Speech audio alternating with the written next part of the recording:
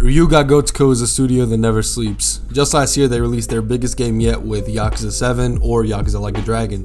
And with a global pandemic and the chronic back pain from carrying Sega for decades, they still managed to put out Lost Judgment this year.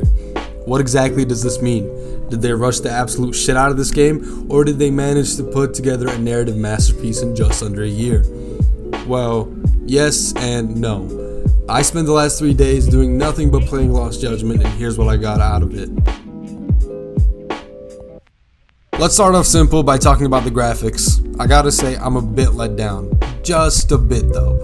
This is the first game where Ryuga Gotoku has fully developed for the PlayStation 5, and before you comment, no, Like a Dragon was not developed for the PS5, it was developed for the PS4, but got a PS5 version later on.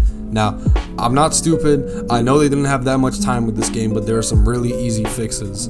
I would like to note that if you're on the PS5, you're given two graphic choices, Standard, which is 1440p at 60 FPS, or Resolution Priority Mode, which is 4K 30.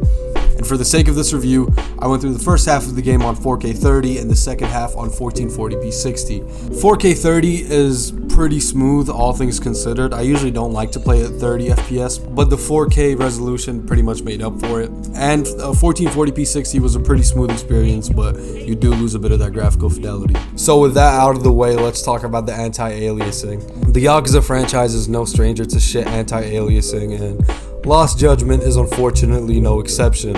Unless you're playing on 4K 30, don't expect Yakuza's anti-aliasing dilemma to end here. It gets distracting when you're skating down Yokohama or Kamurocho and you see shit anti-aliasing on buildings or on Yagami's hair or whatever the fuck it may be.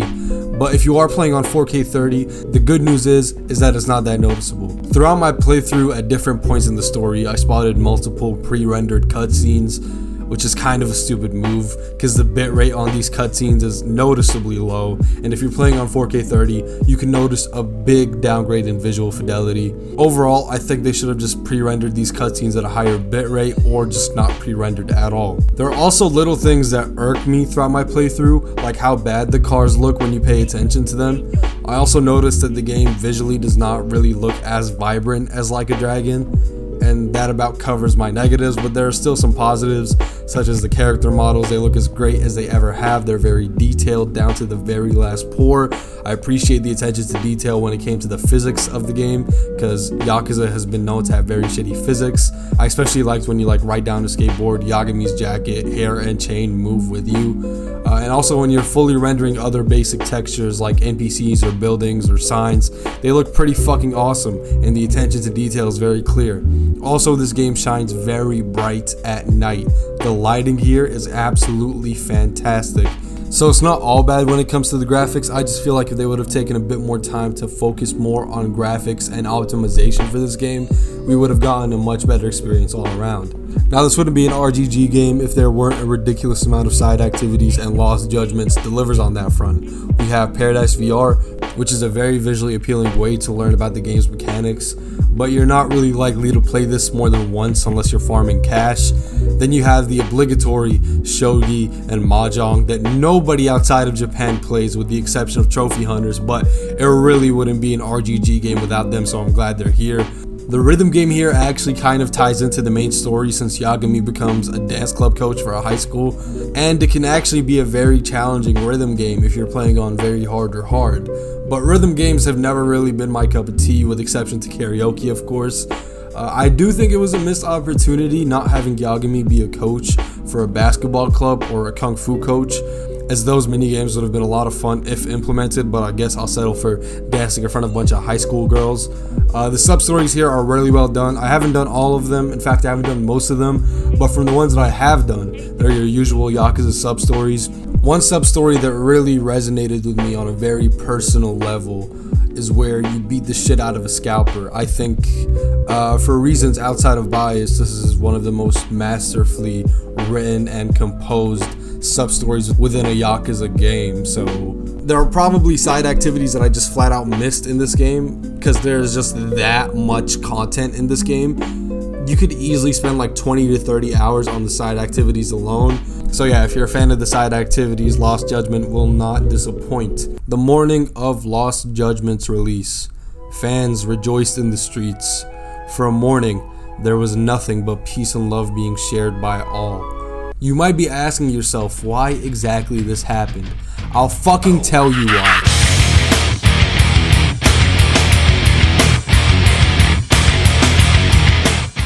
For the first time since 2018, we finally got a new beat 'em up RGG game. And I have to admit, this is the absolute best iteration of it. You have 3 combat styles: Crane, Tiger, Snake, and all 3 serve unique purpose. Crane is the all-rounder. You could use it for one-on-one boss fights or use it to wipe out a group of people. Either way, it works well and is an absolute fucking riot.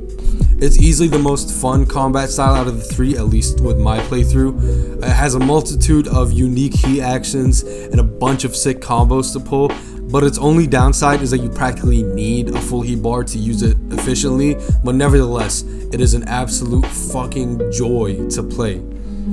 Next up is Tiger. This is the most effective for a one-on-one boss fight, but can also be used to beat up smaller groups. This combat style easily packs the most punch.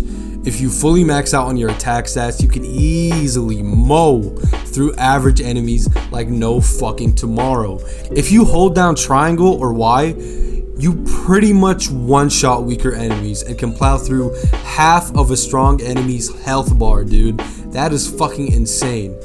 But it is very strategic, so if you're planning on button mashing your way through the game, I'd recommend trying something else. But if you're an experienced Yakuza player, Tiger is going to be your best friend in one-on-one encounters. Finally, we have Snake. This one is practically useless in a one-on-one encounter unless you're playing very passive, but it was practically tailored to wiping out lots of enemies at a time. It's the smoothest fighting style and it is very button mash friendly. There is an endless amount of combos, so much so that it really doesn't matter if you're pressing square, triangle, or circle. It's really fun and never fails in making you feel like an absolute fucking badass. The only feature that actually requires skill is parrying, but you don't really need to do that, and if you do, it's pretty easy to get used to. So yeah, if you're a beginner, Snake is your best friend. I think all things considered, this is the best iteration of beat 'em up combat RGG has ever done. It's well-rounded and super fun to use. As for the actual gameplay mechanics, there are a lot of new ones, such as parkour. Now, it's obvious they took a page out of Naughty Dog's book, but you can't really fault them for it. It's still a really cool mechanic, and it's nice to see some new stuff implemented. You also get stealth, also pulled out of Naughty Dog's book, but I don't really feel it had a reason to be in this game. After all, this is a high intensity action game and having stealth in it just kind of felt out of place. That said, it wasn't really done badly. It was actually done pretty well, just kind of felt out of place. Quick time events also got revamped in this game, and to be honest, I feel it's for the worst. They go by way too fast and go past the usual click triangle, square, circle, or X just once. Instead, they have you do R1 and then fucking go to the left D-pad and then fucking stroke the bottom of your controller and then triple press X, and it's just like, it's too convoluted. It's too complicated for my P-brain to compute in like 3 seconds. Moving around Kamurocho and Yokohama is great with the addition of skateboards.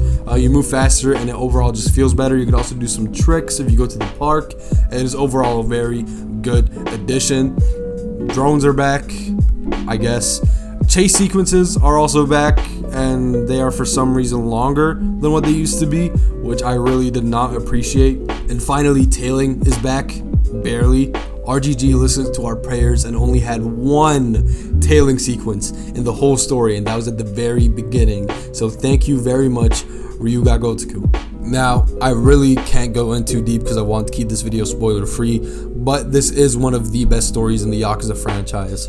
It's very convoluted, intricate, so much so that you sometimes feel like you can't follow. That is until Yagami explains the situation to Kaito in monkey brain terms, or you just take a second to think about it. But as soon as it clicks in your head, you realize the genius behind it. The way the plot peels back layer by layer makes your eye open layer by layer. And then when the overarching plot is revealed, you'll realize that the seeds were planted from the very first chapter. But this isn't the case throughout the whole game. The first 3 or so chapters were kind of slow. Not much really happened, and a few moments kind of felt out of touch or just not at all realistic whatsoever. I get that this is a detective drama about gangs set in 2021, but the conversations and concerns should at least make sense. And that wasn't quite the case for the first couple of chapters. That's not to say these chapters are bad. Far from it, actually. You get introduced to some very key characters and get an introduction to the whole theme of the story.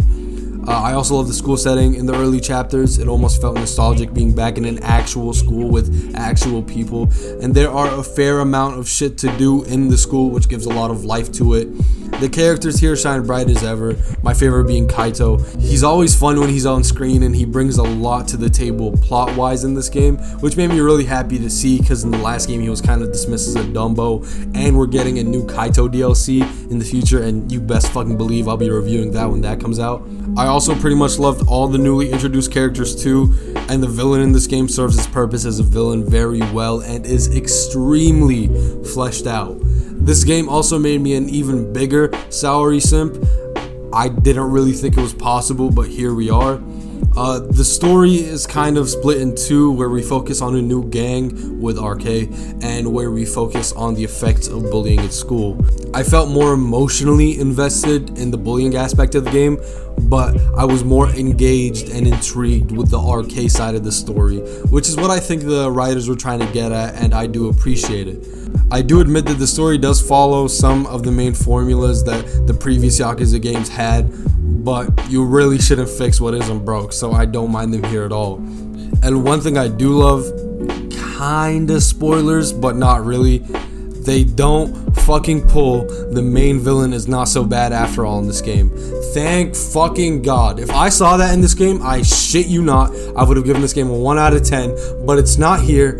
Thank the fucking Lord. Overall, I loved playing Lost Judgment. It's the culmination of decades of experience and is a masterclass in crime video games. Though I have some issues with the game, it ultimately means nothing considering how much joy this game gave me and will continue to give me as I try to 100% the game. Lost Judgment gets a 9.5 out of 10 from me.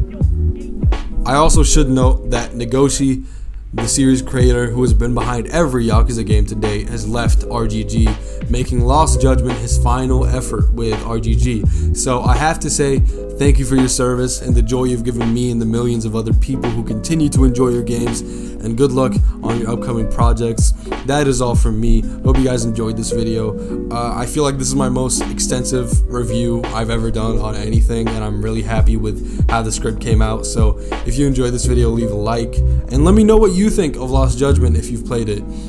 So yeah, that's all from me. I will catch you guys later. Goodbye.